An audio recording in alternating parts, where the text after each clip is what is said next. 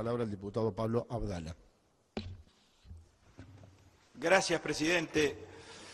Señor presidente, empiezo por disculparme con la Cámara por esta afonía circunstancial que estoy padeciendo, pero que en todo caso permitirá que no me extienda innecesariamente en beneficio de la Cámara también. Quiero decir, señor presidente, que el Partido Nacional, por supuesto que quiere adherir, y no solo quiere adherir, sino que debe adherir a la evocación que con todo acierto la Cámara está realizando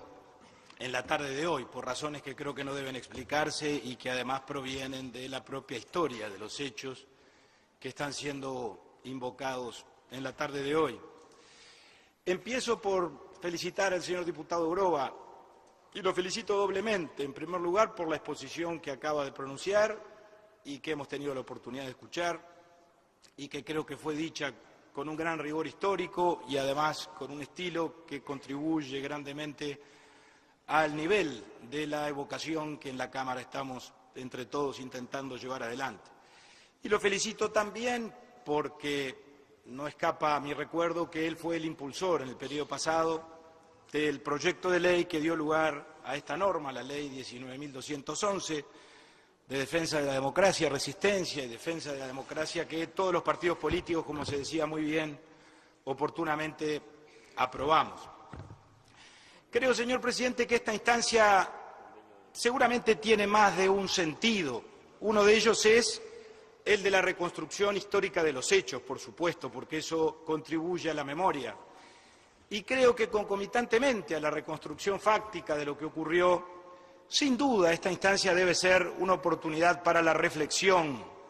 para que reflexionando, por lo tanto, no dejemos de tener jamás presente lo que tenemos que tener presente con relación a la tragedia que el país vivió y para que, por lo tanto, también en esa perspectiva seamos capaces de transmitirle a las nuevas generaciones que no vivieron esos hechos la gravedad de lo que el país debió afrontar con las consecuencias terribles que todos conocemos y que todos reconocemos. Suele decirse, y es verdad, que los pueblos deben tener memoria. Es una frase hecha, pero no por eso menos contundente y menos cierta. Yo creo que la memoria es indispensable, señor presidente, no solo para recordar el pasado, es indispensable para tener claro dónde estamos actualmente situados, es indispensable para saber sin ninguna duda de dónde venimos y al mismo tiempo para poder intuir hacia dónde nos encaminamos. Y en esa perspectiva yo creo que la memoria es fundamental en la evocación de estos hechos porque sería sin duda trágico que cayéramos en la inercia de hacer de cuenta que lo que pasó no pasó y que por lo tanto no evocáramos con relativa frecuencia o periodicidad esta tragedia en toda la dimensión que tuvo y que sin ninguna duda fue en su condición de tragedia. No para regodearnos, señor presidente, en el dolor de lo que pasó con un sentido masoquista, no para vivir anclados en el pasado, por supuesto que tampoco hay que tener vocación de eso, pero sí para evitar lo que sería, a mi juicio, la ominosa consecuencia de que ese pasado trágico pudiera llegar, a pesar del tiempo transcurrido, a proyectar algo de todo aquello en el tiempo presente y en la etapa que actualmente estamos viviendo. Los partidos políticos, los que estamos representados en esta Cámara, está bien que así sea y por eso nos diferenciamos, entre otras cosas, tenemos interpretaciones de la historia distintas, de la historia más lejana, de las más cercanas, de la más contemporánea, de la reciente. Sin duda, con relación a estos hechos, no a la tragedia de los 12 años, pero a los hechos que precedieron al golpe de Estado, podamos no tener una lectura idéntica o equivalente, cada uno de los 5 partidos que estamos representados en el Parlamento. Seguramente en cuanto a la etapa de la salida de la dictadura, es decir, la vía de salida que se escogió, ahí tenemos diferencias también desde el punto de vista de la interpretación histórica. La interpretación de mi partido no fue la que finalmente se ensayó, nosotros no estuvimos en el Club Naval, pero sin embargo, señor presidente, yo creo que esos aspectos, que son los que eventualmente legítimamente pueden separarnos en cuanto a la forma de valorar determinados hechos, y creo que tenemos autoridad los blancos para hablar de esto, porque esa interpretación nuestra en cuanto a la vía de salida probablemente ni siquiera fue la que compartieron la mayoría de los uruguayos, como creo que con toda humildad tenemos que reconocerlo. Sin embargo, no deben ser los aspectos en los que debamos enfrascarnos a la hora de la reflexión y de la discusión histórica. Eso debe quedar librado al juicio de la historia. Lo que sí en estas instancias, y en la instancia particularmente de hoy, y creo que por eso es muy oportuno todo esto que se ha desencadenado desde la aprobación de la Ley 19.211, es que reafirmemos aquello en lo que tenemos plena coincidencia. En primer lugar, el valor de la democracia, el valor de que la soberanía radica en el pueblo, como lo establece la Constitución de la República, el valor de poder elegir a nuestros gobernantes cada 5 años, la circunstancia de poder vivir en un régimen de libertades, de poder disfrutar de las garantías constitucionales, de que a un ciudadano no se lo pueda llevar preso si no es con la orden de un juez, y de que a ningún ciudadano se lo procese o se lo condene si no es con un proceso justo y con todas las garantías que establece, por lo tanto, la Constitución y la ley. Y eso es, sin ninguna duda, lo que se nos arrebató y lo que perdimos en aquella noche aciaga del 27 de junio de 1973, y es lo que entre todos reconquistamos después de esa resistencia que acá ha sido descrita de 12 años, en la cual, sin ninguna duda, todos coincidimos mancomunadamente en cuanto a cuál era el objetivo y el camino por el que debíamos transitar. Se invocó hoy, y yo le agradezco la referencia al señor diputado Groba, aquel maravilloso discurso de Wilson Ferreira Aldunate en la noche o en la madrugada del 27 de junio, cuando efectivamente realizó aquella suerte de declaración de guerra al régimen que esa misma noche se instauraba, y que al mismo tiempo que declaraba la guerra en nombre de su partido decía o reconocía que la reconstrucción nacional implicaba obviamente actuar todos en nombre de la bandera nacional, palabra más o palabra menos, ese fue el sentido de lo que expresó. Y yo creo que aquellas palabras de Wilson fueron premonitorias e indicativas del tiempo que se iniciaba, y creo que su vigencia no terminó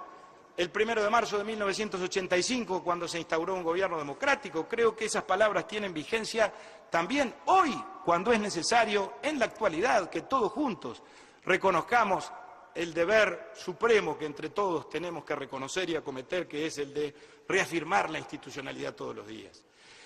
Y esa resistencia en la que sin ninguna duda todos quedamos absolutamente hermanados y coincidimos, a la que yo hacía referencia anteriormente, tiene, ¿cómo no va a tenerla?, un hito trascendente en la huelga general que declararon los trabajadores la misma noche del golpe de Estado. Y eso es algo que desde el Partido Nacional hemos reconocido siempre, en toda su dimensión, en toda su importancia, en todo su carácter de arrojo, de valentía, de compromiso, ya no exclusivamente con las causas estrictamente laborales, sino con los valores superiores de la democracia y de la República que, sin ninguna duda, los trabajadores uruguayos en esa instancia supieron encarnar. Y por eso mismo Wilson, en el exilio, en una oportunidad, se refirió a ese episodio de la huelga general y a la CNT en particular, en términos que yo quiero traer ahora al tapete y a la consideración del Parlamento, o por lo menos evocarlos o recordarlos. En un acto que se desarrolló en el Parlamento de Colombia en mayo de 1983, es decir, 10 años después del golpe y cuando ya estábamos en la etapa que nos conduciría, por suerte y gracias a Dios, a la apertura que se dio en el año 84, en un acto convocado por la propia CNT, Wilson hizo uso de la palabra y dijo, y por supuesto voy a leer solo 2 frases, pero que me parecen bien elocuentes: quiero decirles también mi orgullo de que esta reunión esté presidida por una bandera que señala la presencia de la Convención Nacional de Trabajadores de mi país. La CNT es la central única de trabajadores de mi país. Podrán ilegalizarla, pero nunca borrarla de la vida nacional. Y con esas palabras hacía referencia, entre otras cosas, precisamente a ese episodio que en otro tramo de su intervención definió como heroico de la Convención Nacional de Trabajadores a la hora de declarar la huelga general después del golpe de Estado.